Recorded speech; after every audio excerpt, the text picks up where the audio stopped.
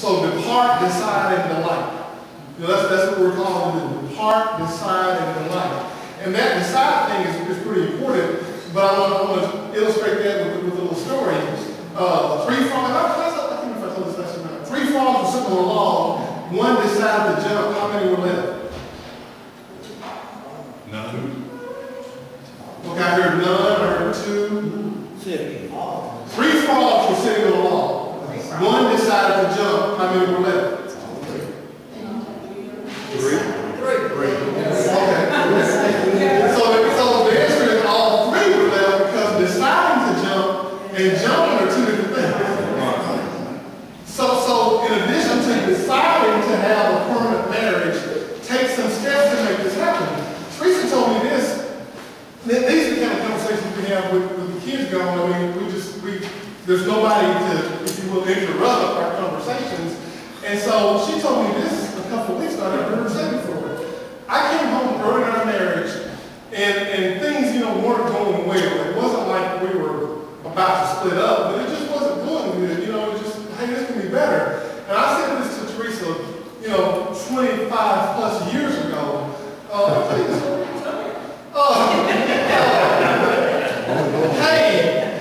Hey, things aren't going like I would want to go in our marriage.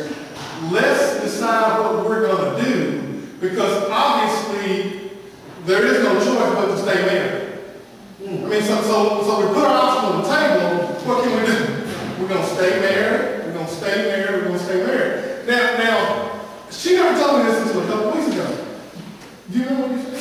I said, this is what I said, and this is what he said. He said, divorce is not an option.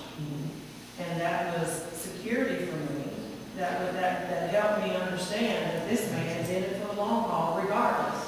So, let's get it even better, because divorce is not an option. So I didn't have, that thought of loneliness, or we just got to get through this, or it's going to be a bad situation. Divorce is not an option, and that's the way marriage should be. It shouldn't be an option. Whatever problem arises in a relationship, let's work it out. There's no greener on the other side. God has put two people together. You are different. That's a wonderful thing. And I think God sits back and that's just, I think he kind of laughs at us sometimes. She thinks she's supposed to be like him. Or he thinks, she should be like him. And my husband did think I should be like him. We're going to talk about this. Because that was one of the more frustrating things in our marriage, and still is to me. And here's the thing about it, guys. We're going to talk about that now. Oftentimes, the thing that most attracted you to your spouse is the thing that most irritates you now. Think about it. And I know, like with Teresa, that used to be very frustrating to me, and I found myself saying, which I just had to really think about. I didn't know I was saying this, but basically what I was saying is, why isn't she more like me? And anyway, we're going to come to that in just a few minutes. And I'm saying, I'm me. I'm not like you. And at that time, I did, being young, I tried to be more like him, but that wasn't me, so that was uncomfortable. And when you find a lot of women who will go along with that thing for a long time, and they lose themselves, and they think, now who am I? What did I want in life? Because I tried to do everything he wanted me to do. And men, don't allow that. Let her be herself. Let her be who she is. And that even in that oneness, she's still an individual. We're going to talk about we're equal, but not the same. That's a very important distinction. Equal, but not the same. Different roles. Different roles. So the whole idea then, okay, we're talking. The thing is oneness. So now I'm going to share with you guys 5 things really quickly. What are the threats to oneness?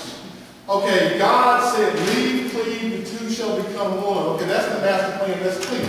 Okay, so why doesn't that work? What are the problems? What does Satan use to make that not work? So we're going to run through 5 threats to oneness. And what these threats ultimately cause is the opposite of oneness is isolation. Does that make sense? Okay, Okay, so we're talking about how couples move from oneness to isolation. So the first threat is selfishness. Selfishness. And your husband is selfish. I'm sure your husband